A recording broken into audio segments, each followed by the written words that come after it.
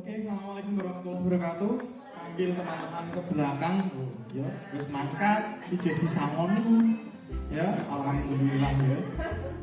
Izin nanti Oke, Mas Mbak semuanya, kita di sini sebenarnya kita mengadakan tatap muka ini kita mau menyamakan visi dulu. Soalnya Pak, aku melu tryout iki jawabannya iki. Aku melu tryout iku jawabannya iku. Lah aku kudu melu sopo. Nah, itu yang akan kita pelajari pada kesempatan sore hari ini. Jadi sebenarnya kita itu bisa mengadakan satu kelas itu 40 langsung 3 kelas 120 orang. Tetapi karena kegiatan pada masa pandemi ini sangat terbatas dan kita juga baru bisa melaksanakannya sekarang, makanya satu kali pertemuan itu kami kembalikan berupa uang tunai. Jadi teman-teman setelah ini bisa jajan untuk dipakai untuk jajan ya. Nah teman-teman semuanya, sedikit perkenalan dari saya. Tak undang ternyata kalau jajan adikku ya. Ya ternyata memang saya paling lucu di antara dua teman-teman saya ini, Mas Mbak semuanya. Saya juga aslinya guru desa, jadi saya di Pucakwangi sama, tapi kalau Pucakwangi saya di Balong, di pusat kecamatannya, ya. Nah sama, ya. Tak tulis lengkap seperti nulis diary, ya. Ya seperti ini. Nah aslinya saya ini waktu sebelum negara api menyerang, ya. Moto hidup saya makan enak yang disyukuri lebih baik daripada makan tidak enak dan tidak disyukuri. Ini adalah sekelumit prestasi yang pernah saya raih teman-teman semuanya, Mas Mbak semuanya. Pada kesempatan kali ini saya ingin berbicara dulu bahwa ini adalah PPT yang disampaikan oleh BKN dan Kemdikbud, ya. 70 sampai 100 soal, artinya apa? Kemdikbud masih ragu-ragu besok ini yang keluar 70, 80 apa 100. Jadi ini masih prediksi. Padahal kita sebentar lagi akan ujian. Yang kedua, manajerial 20 sampai 30 soal. Sosiokultural 10 sampai 20 soal dan tes wawancara berbasis komputer 10 soal. Ini pilihan ganda sama semuanya A, B, C, D, E.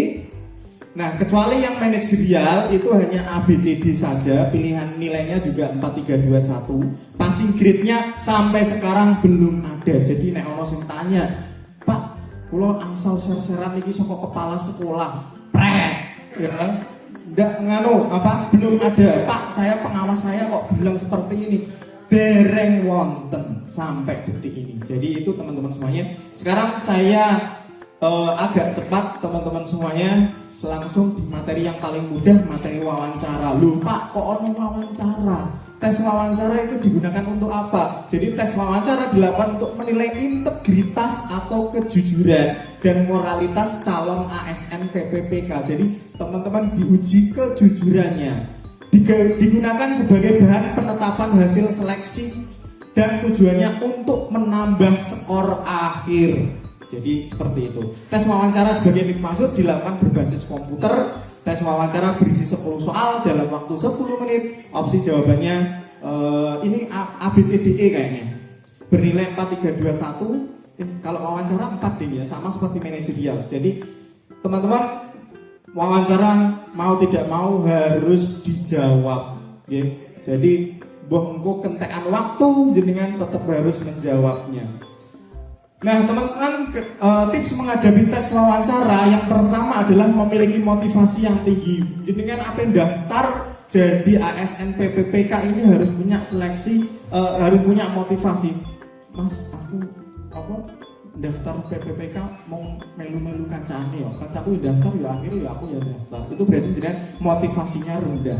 Yang kedua, memahami kompetensi profesi yang dilamar. Yang ketiga, tenang saat menjawab pertanyaan di komputer. Ingat, yang dihadapi hanya monitor, bukan wong. Wawancaranya di depan komputer, tidak langsung tatap muka dengan orang lain.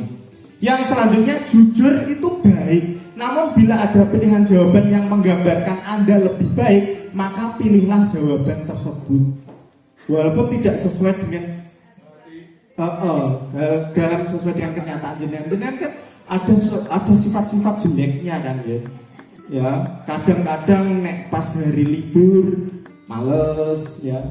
Orangnya itu sesok pikir sesok, saiki pikir saiki kan seperti itu. Misalkan ada wawancara, misalkan Anda saya tuntut untuk bekerja selama seminggu, jenengan mau tidak? Aslinya nggak pengen, tapi karena kita dituntut mencari jawaban yang lebih baik, akhirnya ya jawaban yang paling baik itulah yang dicari. Terus tunjukkan kelebihan yang dimiliki dan meminimalisir kekurangan. Contoh pertanyaannya, apa yang menjadi tujuan Anda melamar pekerjaan ini? Misalkan soal seperti ini. Poin tingginya, pilih jawaban yang menggambarkan tujuan Anda bersifat luas dan dalam jangka waktu panjang. Misalkan menggambarkan tujuan yang luas ingin melayani masyarakat seperti itu. Poin rendahnya jika Anda menjawab tujuan Anda hanya untuk Anda pribadi atau kepentingannya lingkupnya sempit. Contoh untuk kesejahteraan diri, Pak, gajiku pengen dapat gaji yang tinggi. Nah, itu rendah. Lanjut, apa latar belakang ingin menjadi ASN PPPK? Poin tingginya ingin mendedikasikan ilmu yang didapat, itu poinnya tinggi. Sementara yang rendah ingin coba-coba saja. Terus kebetulan hanya ingin mengadu nasib, atau kebetulan lowongannya akeh.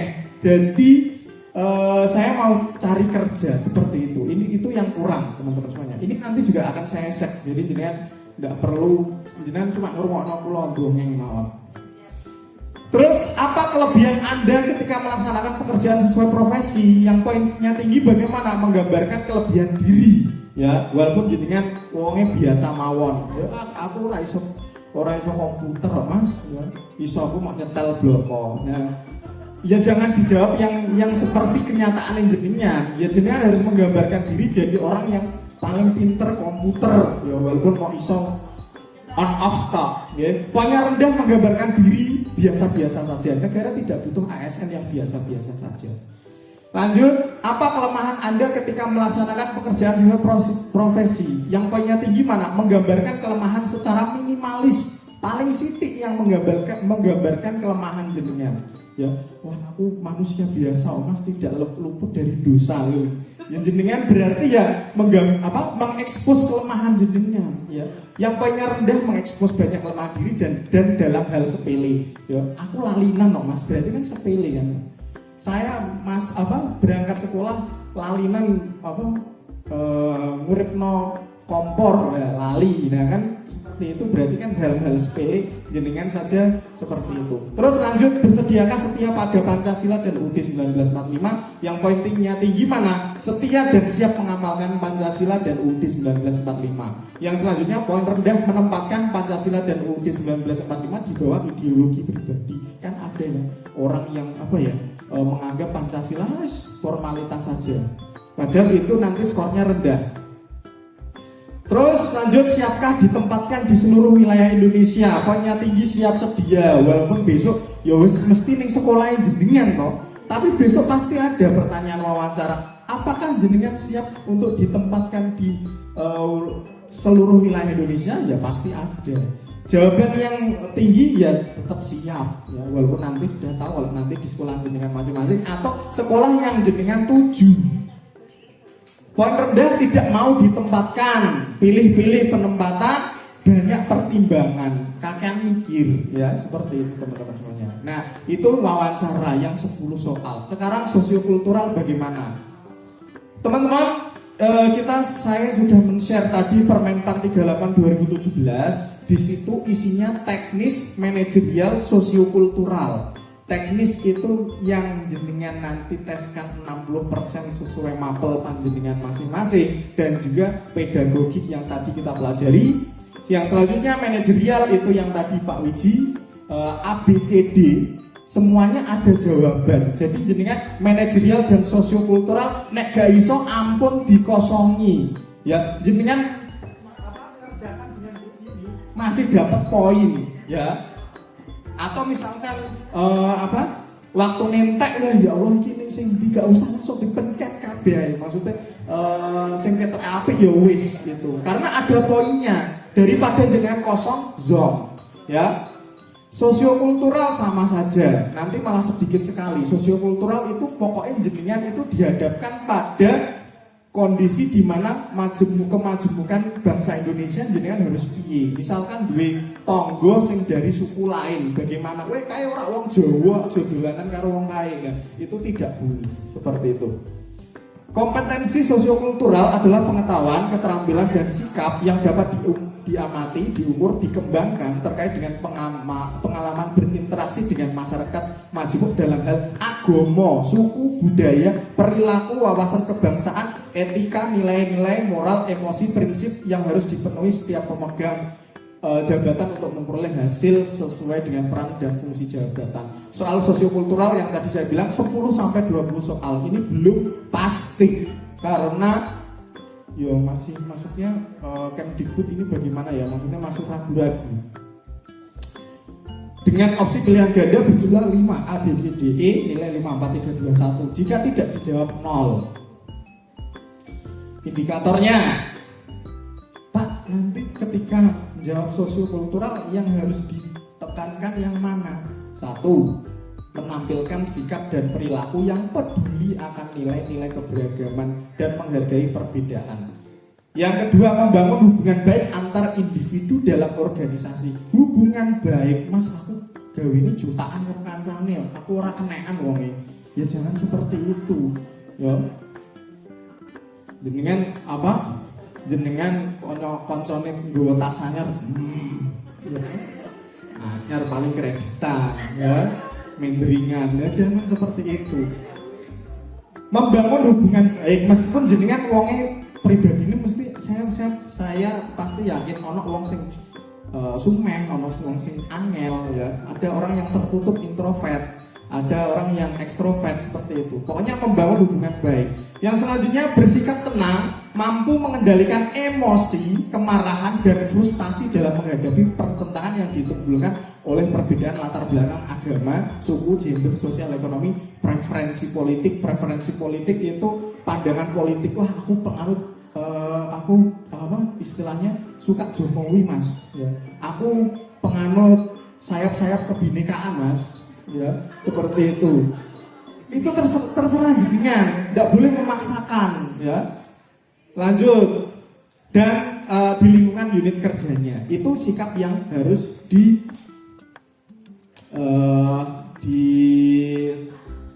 ditonjolkan ketika menjawab soal sosiokultural. Nah ini itu isinya yang tadi saya share 9 itu sudah paten istilahnya. Indikatornya sudah dijelaskan oleh Permenpan, Peraturan Menteri Pendayagunaan Aparatur Negara, menampilkan sikap dan perilaku yang peduli akan nilai keberagaman, membangun hubungan baik, bersikap tenang, mampu mengendalikan emosi. Jadi jangan marah wes pokoknya nek ono perbedaan pendapat kita nggak boleh emosi. Itu juga jadi cuma 3 ini tok. Nah makanya kalau jenengan try out ono soal sosiokultural, teori sosiologi menurut pakar ini ABCD, yo wis ora usah melu try out iku lagi karena ndak mungkin keluar. Ya, wong sing ditanyakan itu ini tok, kok malah tekan teori sosiologi sing guru IPS. Nah itu ndak usah ikutan lagi.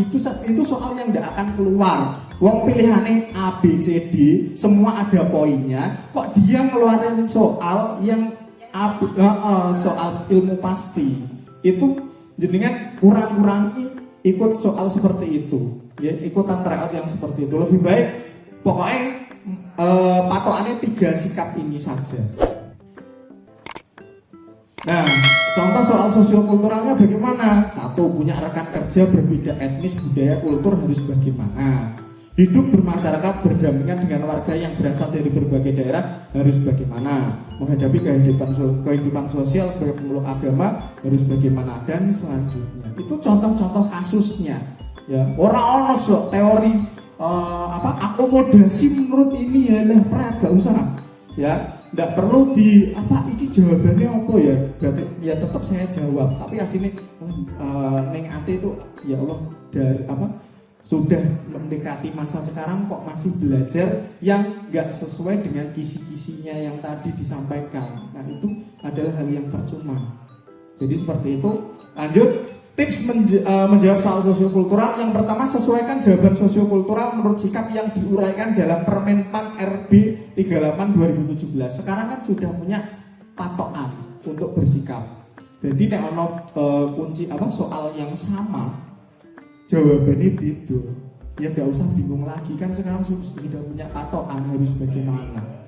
Kembali ke Permenpan 38 2017. Yang selanjutnya, jangan terlalu lama membaca, bahkan mengulangi beberapa kali.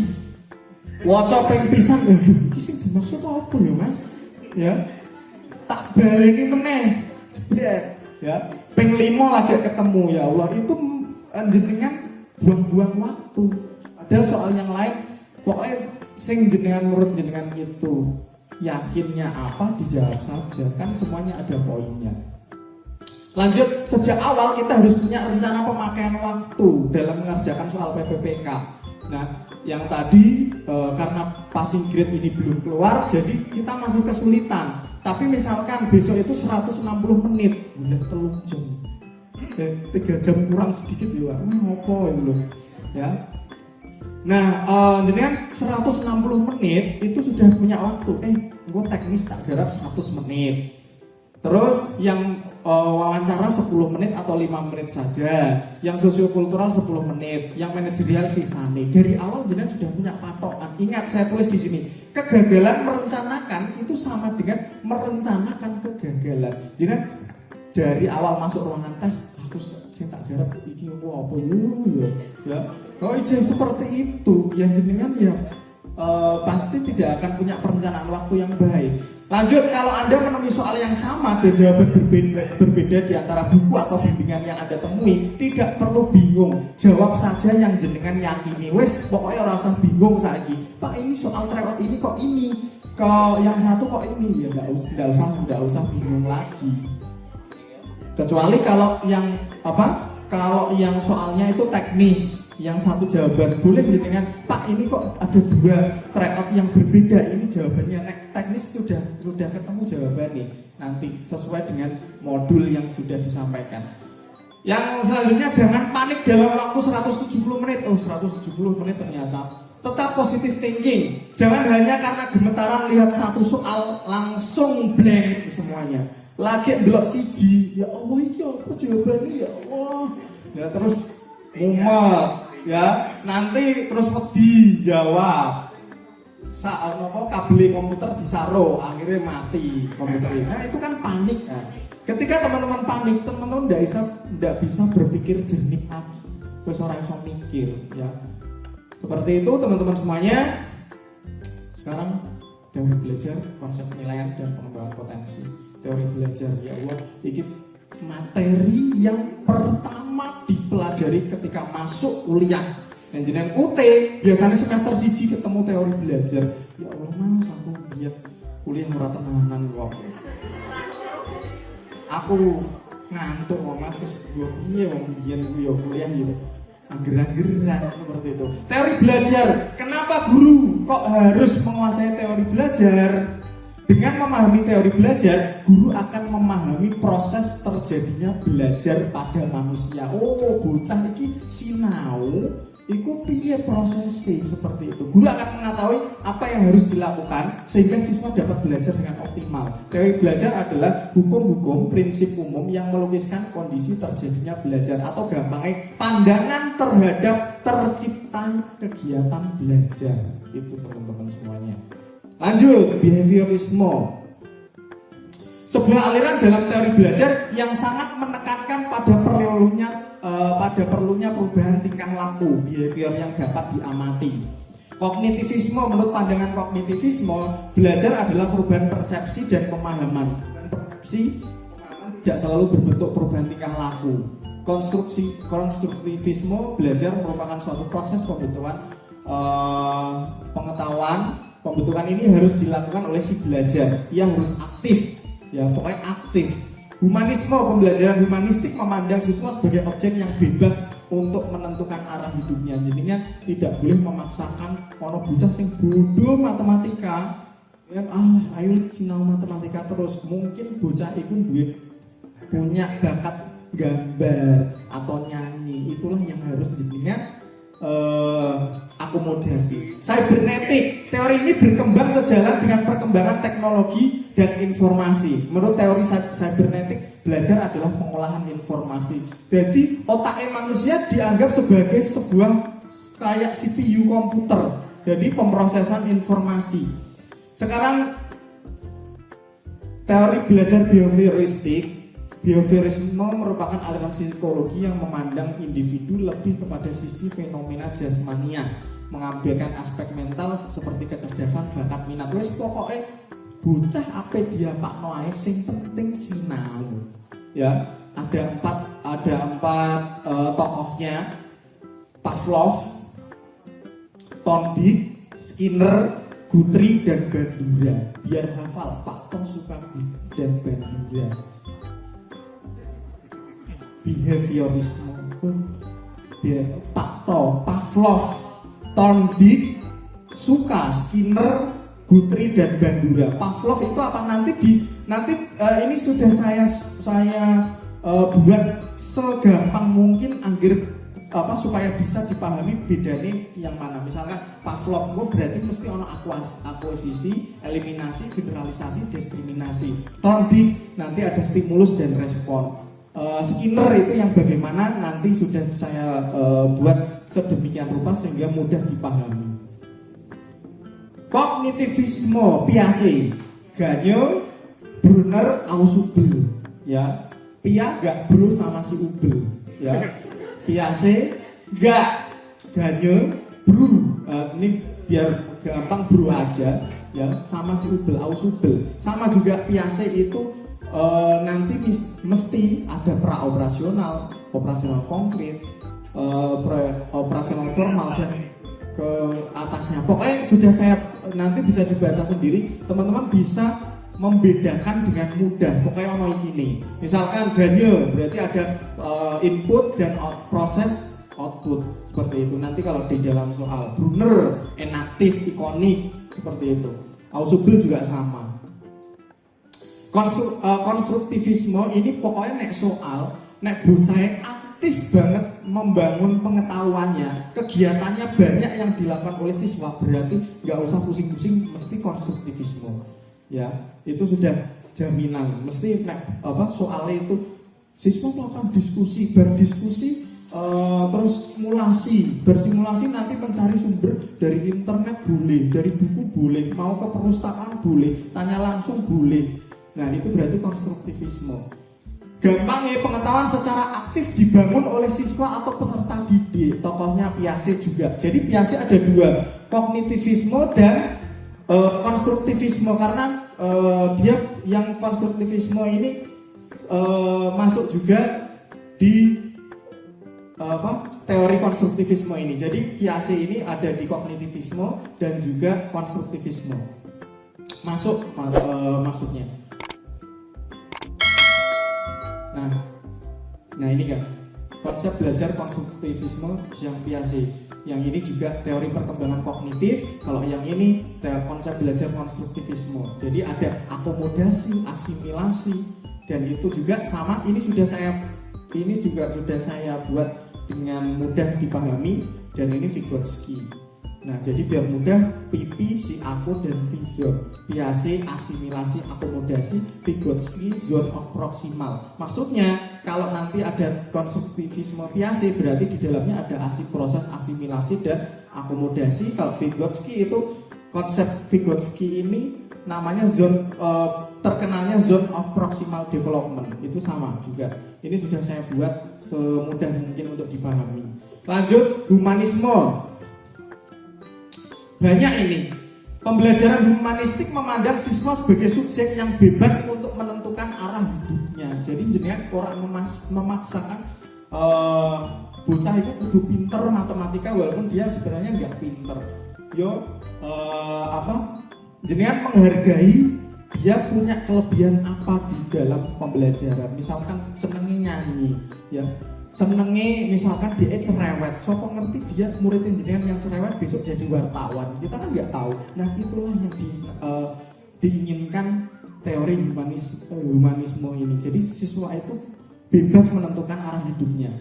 Arthur Com, Maslow, Roger Habermas, Samuel Bloom, dan David Cradwell ini yang jadi nanti taksonomi Bloom. Mascom, Gemas sama Bloom-Wall. Mas itu Maslow tak pindah di sini. Mas komnya dari kedua. Gemas itu berarti Roger dan Habermas sama Bloom-Wall, Bloom dan Cradwell itu untuk menghafal humanisme itu Mas Mbak semuanya.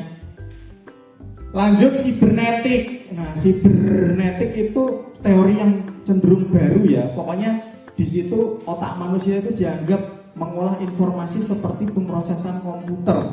Nah, terus pembelajaran itu harus ada TIK-nya banyak sekali di dalam kelas, itu enggak harus, karena konstruktivisme jenengan pakai TIK yang banyak juga bisa.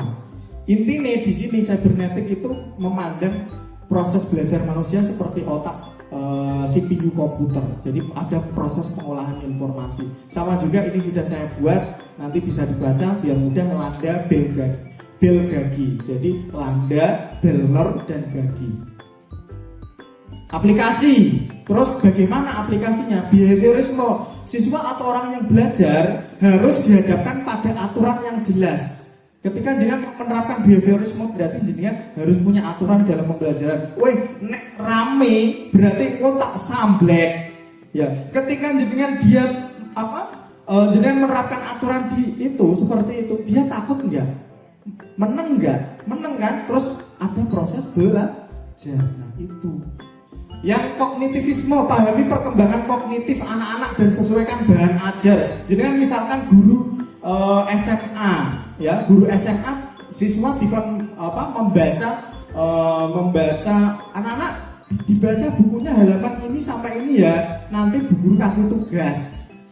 Seperti itu kan sudah tidak cocok untuk pembelajaran masa SMA, tapi harus dengan PBL, PJBL seperti itu. Terus konstruktivisme, mengajar bukanlah kegiatan memindahkan pengetahuan dari pengajar kepada pembelajar, melainkan suatu kegiatan yang memungkinkan pembelajar membangun sendiri pengetahuannya, membangun sendiri. Jadi intinya itu. Humanisme, pembelajaran hendaknya berfokus pada upaya untuk memahami cara manusia menciptakan perasaan, sikap, dan nilai. Pembelajaran hendaknya berfokus pada kebutuhan dan minat siswa. Jadi jangan delok kebutuhan siswa siji-siji itu bagaimana. Ono sing bakate olahraga. Jenengan berarti ono pas dino Sabtu pas setelah pulang sekolah coba kamu tanyakan guru olahraga atau senggel voli ya, seperti itu tadi. Boleh seperti itu. Sibernetik, guru mengkaji sistem informasi yang terkandung dalam materi pelajaran, menyusun materi pelajaran dengan urutan yang sesuai dengan sistem informasinya, menyajikan materi dan membimbing siswa belajar dengan pola sesuai dengan urutan. Dan sekarang konsep penilaian. Saya cepet-cepet ini Bu. Sebenarnya saya tipenya itu enggak suka yang cepet-cepet ya.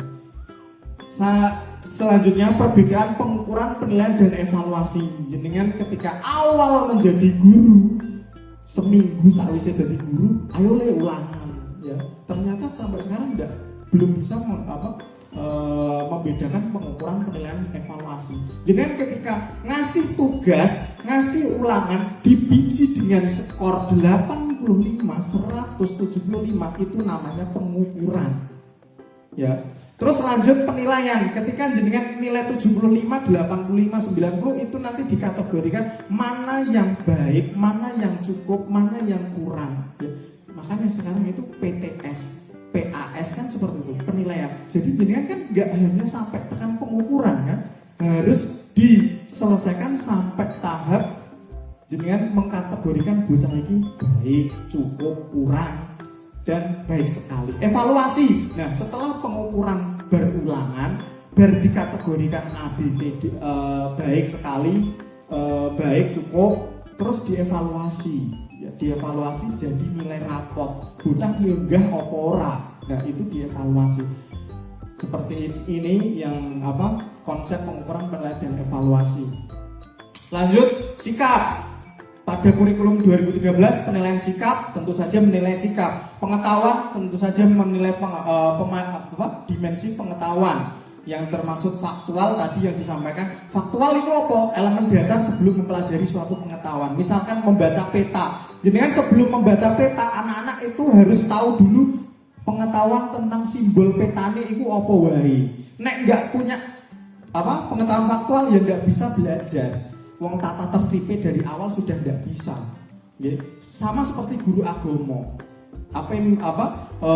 Mau mengajarkan baca Al-Quran harus tahu tajwidnya. Nah itu namanya dimensi pengetahuan faktual. Konseptual bagaimana? Nah sekarang kalau konseptual berkembang lagi. Apa itu pengertiannya peta? Fungsinya peta apa? Itu konseptual. Prosedural bagaimana? Prosedural berarti sama karena ini dari kata prosedur untuk pengetahuan tentang bagaimana melakukan sesuatu. Contohnya langkah-langkah menggambar peta. Metakognitif itu paling bagus. Kesadaran tentang apa yang diketahui dan apa yang tidak diketahui. Anak yang memiliki pengetahuan metakognitif mampu mengetahui kelemahan dan kelebihan yang ada di dalam dirinya. Oh Pak, aku gak seneng sinau peta. Terus aku harus piye? Dia itu sudah tahu. Ya kalau punya metakognitif. Ya. Aku gak, Pak, saya suka peta, belajar peta, berarti dia bisa mendayagunakan seluruh pikirannya untuk bisa mempelajari peta. Keterampilan tetap sama untuk mengukur kemampuan peserta didik menerapkan pengetahuan.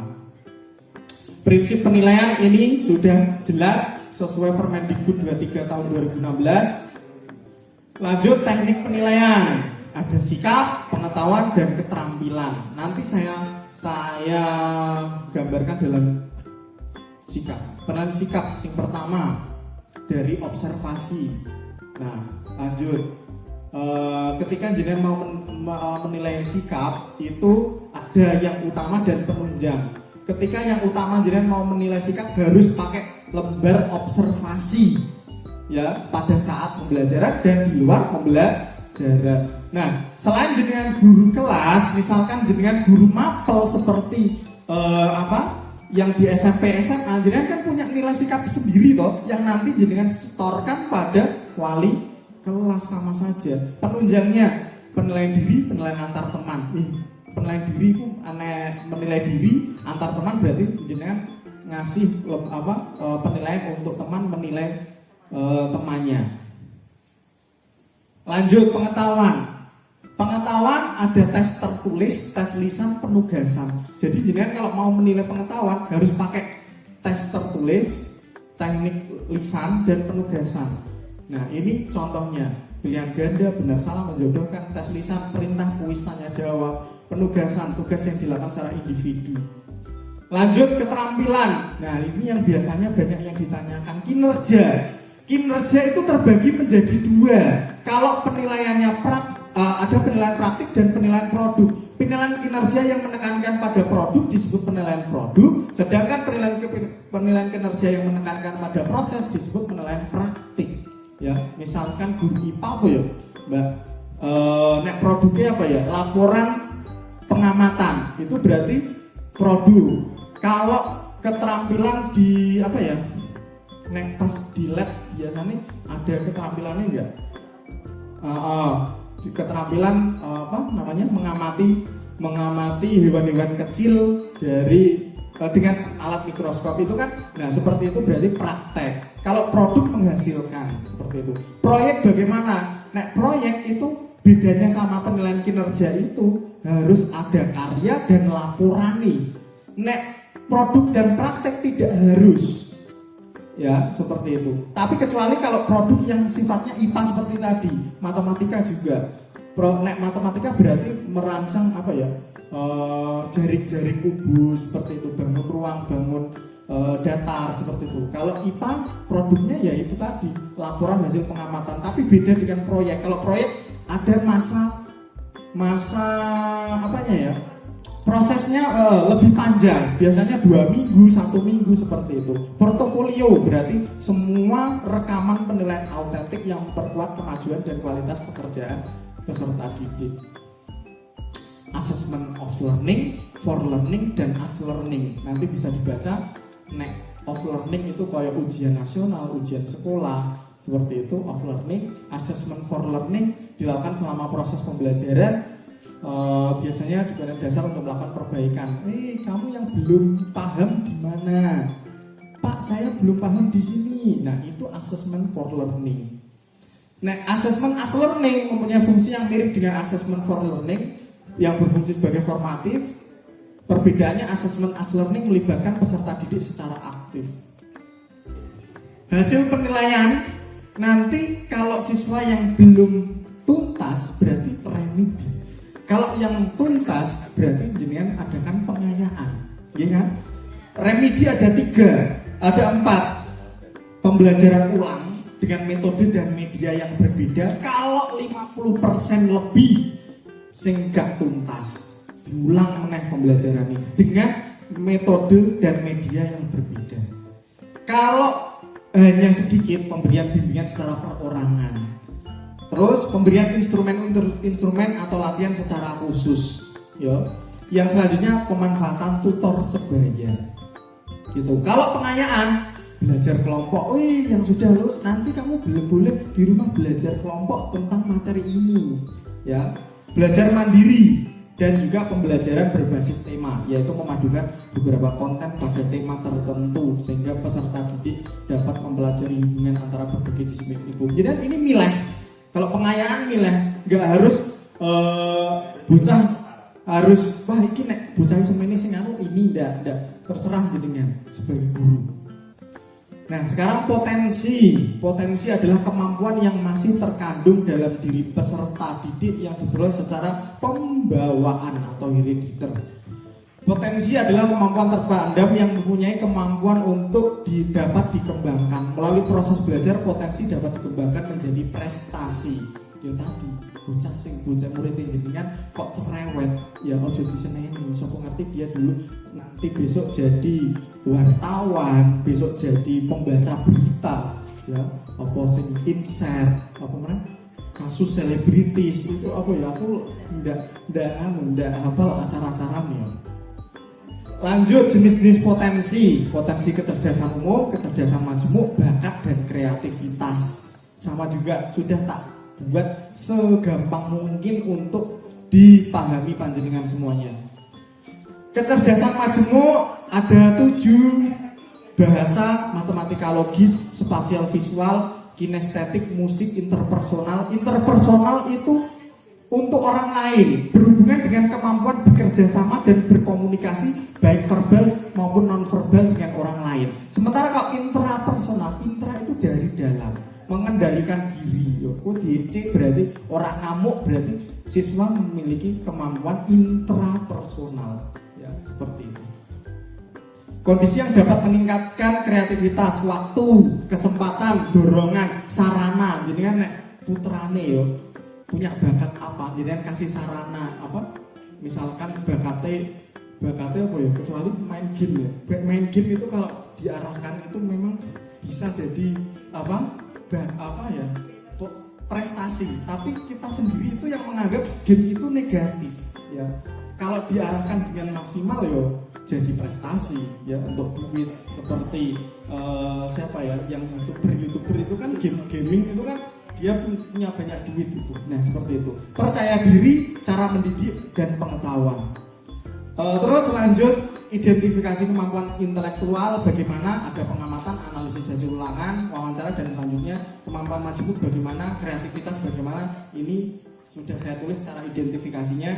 Lanjut, implementasi pembelajaran untuk mengembangkan potensi siswa. Ben jenengan merancang pembelajaran supaya bisa mengembangkan potensi siswa, sudah saya tulis 1-7 ini, teman-teman semuanya, supaya jenengan nanti bisa membaca di rumah. Sudah, usaha telah dilakukan, berbagai upaya telah diusahakan, tetapi Tuhanlah yang menentukan. Ketika Anda berhasil, Mas Mbak semuanya, besok disyukuri. Ketika Anda gagal besok, ternyata ingat, sosiokultural dan manajerial itu juga ada passing grade-nya. Mbak, sebelahku koncoku sekolah terus ono serdik kok formasi mau siji piye. Ya kan, semua ada kemungkinan yang nantinya mungkin ya kita nggak tahu juga nantinya seperti apa. Kalau semuanya kalau teknis ada passing grade-nya, berarti sosiokultural dan manajerial ada passing grade-nya juga, seperti itu. Ketika Anda gagal, tetap disyukuri, ya Allah. Ya memang wis iki garise, kula manut dalane panjenengan mawon. Ya kan seperti itu. Ingat, melihat kanan kiri dan di bawah kita. Ya Allah, misalkan kula gagal, aja disalahke Gusti Allah, ya Allah jenengan kok mboten sayang kali kula. Tapi lihat ke bawah, masih banyak teman-teman kita yang sulit menghidupi keluarganya di situ.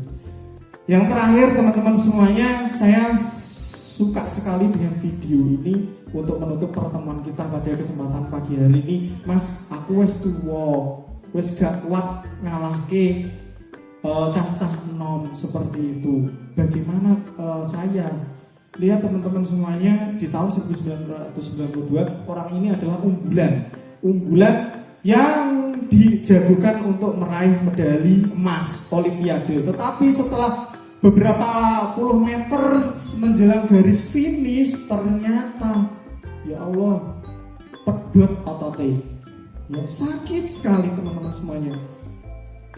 Nah, ya Allah, Mas, aku wis tuwa, aku belajar itu wis gak mudeng apa-apa, wis suwi wis puluhan tahun. Tetapi teman-teman jangan putus asa ya. Ketika teman-teman merasakan waduh wis menyisor, wis jelas kalah, tetap kita harus berusaha ya sampai garis finish, sampai tahap 1 selesai, tahap 2, tahap 3 selesai. Ingat Bapak Ibu semuanya, pemerintah bilang dia mau merekrut 1,1 juta guru, tetapi pada tahun ini hanya terisi 600 sekian guru, 600.000 sekian guru. Berarti di tahun mendatang masih ada potensi untuk pemerintah mengangkat lagi sisa gurunya. Ya, kan targetnya 1,1 juta. Sementara PP3K ini jumlah pesertanya totalnya hanya 650.000 atau 660.000. Berarti kan kurang dari target kan? Insya Allah tahun depan masih ada kesempatan untuk mengikuti sekali lagi ya. Itu dari saya teman-teman semuanya. Tapi saya berharap ini yang terakhir, pertama dan terakhir untuk teman-teman semuanya ya. P3K gak usah mikir, yang penting lolos sebagai ASN. P3K nanti kontrak bagaimana? Bu, guru itu selalu dibutuhkan apa mboten? Setiap tahun ada yang pensiun atau tidak? Kalau ada yang pensiun berarti siapa yang menggantikan? Nek wis ana gurune sing diangkat, kontrake wis entek, daripada golek neh apa mending diperpanjang atau cari lagi dengan mengeluarkan uang lagi. Logikanya kan mending memperpanjang kontrak jenengan sampai usia pensiun daripada mengadakan rekrutmen yang menghabiskan anggaran lagi ya. Nah itu yang perlu dipahami teman-teman semuanya. Pak, 5 tahun nek bar piye ya diperpanjang insya Allah ya. Asalkan tidak bermasalah dengan hukum ya, tidak narkoba, tidak melakukan hal-hal yang di luar batasnya, itu nanti insya Allah akan diperpanjang sampai masa usia pensiun tiba. Yang P3K ini sertifikasinya kalau dulu di swasta 1.500.000, sekarang ngikut gaji pokok. Alhamdulillah itu yang untuk teman-teman yang sudah pegang nanti sertifikasi, nanti akan langsung 3 kali gaji pokok. Lebih besar gaji pokoknya P3K daripada PNS Pak. Saya tahu sendiri, soalnya saya wis 100.000 atau 200.000 di atas saya Pak. Gitu. Nah itu yang bisa saya sampaikan teman-teman semuanya. Kalau ada sesuatu hal yang ditanyakan, nanti kita bisa sharing lagi di grup sampai nanti teman-teman tes. Jadi hari ini kita menyawakan visi agar bisa teman-teman itu menghadapi gak bingung lagi. Pak, aku harus bagaimana? Pak, aku harus lihat ikut tryout ini jawabannya ini, tryout itu jawabannya itu, harus bagaimana, seperti itu. Akhirul kalam, wassalamualaikum warahmatullahi wabarakatuh. Sesuai janji saya tadi, jangan sampai jenengan nanti kok jadi saya kok bener sing jenengan ngomong kayak gitu loh Pak. Ya makanya tadi semua jenengan itu di agama apapun, saya yakin semua itu ditakdirkan untuk sukses. Ya, percaya apa enggak? Karena ada Rahman dan Rahim dalam agama Islam. Itu pasti. Bisa jadi kesuksesan jenengan yang tertunda itu, bisa jadi yang terbaiknya itu masih nanti, saat ini atau kapan. Semua diikhlaskan. Ada juga yang ketidaksuksesannya itu karena terhalang oleh hati jenengan sendiri. Ada yang itu. Dan ada pengalaman teman-teman tahun kemarin yang dijabrikan ke kami. Sebabnya hanya hal-hal sepele. Itu yang jangan sampai terjadi ke jenengan semua. Pesan saya itu, jangan sampai terjadinya itu begini. Yang pertama itu adalah manajemen hati. Tadi kan saya men-challenge jenengan untuk carikan, coba saya mau sing pekok sing terus yang mau menang sendiri, yang dia sukses terus. Saya pikir persentasenya hanya kecil. Tuhan memberi kesuksesan itu bagi orang yang pantas, bukan orang yang pintar, bukan orang yang kaya, bukan orang yang dulunya miskin dan dia kaya itu kan dia pantas diberi kesuksesan. Biasanya mereka itu pekerja keras. Biasanya mereka itu walaupun dalam kondisi sulit mereka senang beramal. Jangan tahu ngerti enggak? Saya sering lihat di YouTube itu anak kecil yang itu dia ngemis itu kalau dikasih uang saja dia nggak mau, dikasih air mineral. Saya jualan bukan meminta-minta. Nah itulah hal-hal kecil lah jenengan besok. Pesan saya, mintalah doa restu ke orang-orang terdekat. Nek sing moro tuane, bapake, wong tuane semua masih hidup ya, datanglah minta restu. Itu yang pertama. Yang kedua, ini yang agak sulit. Mintalah maaf pada orang-orang yang pernah jenengan sakiti. Sekecil terlepas mereka mau memaafkan atau tidak. Ya, terlepas mereka mau memaafkan atau tidak, itu bukan urusan kita, urusannya sendiri. Di kuadran keberuntungan bisa ada dua sisi positif dan negatif. Jenengan tugasnya tadi memantaskan dirinya itu dengan cara memperbanyak yang di sisi positif. Contoh jenengan, wis ana wong sing jeneng menyakiti jenengan mati banget, itu kan? Tapi jenengan tetaplah berikan maaf dia, walaupun dia ya kan. Atau gini, ana wong sing jutaan karo jenengan, aku dengakno ya mbak kan. Seorang buta kamu ragu dengan anak kue lama kan? Misalnya seperti itu. Itu di sisi itu dia dapat poin min 1, jenengan dapat plus 2. Menang jenengan kan? Nah itu. Hal-hal seperti itu kumpulkan sebanyak-banyaknya. Insya Allah menurut keyakinan saya nanti keberuntungan itu pasti akan datang. Ono wong sing ora patek pinter tapi lolosnya paling dhisik paling aduh. Ono sing pinter banget, neng delalah pesaingnya ya eketan atusan. Jangan percaya enggak? Iya. Dan di dunia ini tidak ada yang kebetulan. Tidak ada yang kebetulan. Semua sudah ada skenarionya Tuhan, skenarionya Allah. Apapun yang terjadi di jenengan, yang penting positif thinking. Manajemen hati itu yang paling penting. Karena emotional quotient itu adalah sangat mempengaruhi kesuksesan daripada intellectual quotient. Pinter yo penting, sinau yo. Wong saya juga nek apetes yo jen sinau. Tapi saya juga mau bengi wong sing itu. Saya dulu itu bisa tak ya. Dulu kan bukan era digital ini ya, enggak usah HP, enggak usah apa.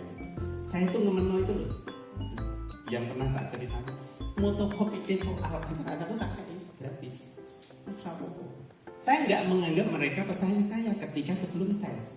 Tapi alhamdulillahnya apa? Saya ketemu orang-orang yang tepat di waktu yang tepat. Seandainya saya tidak ketemu orang yang tepat itu tadi, saya mungkin menang sama Pak Wartono dalam hal tiu. Mungkin bisa jadi. Saya koyoke nggarap tiu hampir bener kabeh ketika itu. Nek saiki aku wis ora patek sinau ya. Ketika itu saya tidak sengaja ya ketemu orang yang tepat. Delalah kok ya ketemu dosen UNES dan delalah kok ya saya ketemu diwarai materi tinggi itu tadi. Dan delalah sing dilarang-larang mau ya banyak yang keluar. Hal-hal tidak terduga. Yang penting jenengan positive thinking, pasti akan bertemu orang-orang baik atau jenengan ditemukan oleh orang-orang baik. Itu yang perlu diingat. Yang kebanan belalah yono wong liwat monggo Pak suruh. Itu biasanya seperti itu. Dan di dunia tidak ada yang kebetulan. Semua sudah direncanakan oleh Allah. Karena kita tidak tahu, ya wis awak mending berbuat baik ya kan, daripada kita tidak tahu. Sesuk apa tidak nopo ya ngerti. Ya, bukan berarti pasrah, tapi kita berpositif thinking, berbuat baik. Ya. Amalan-amalannya itu lakukan saja yang jenengan yakini. Wong agama ini kan ya bermacam-macam. Silahkanlah dengan agama masing-masing. Yang penting tadi berada di kuadran yang positif.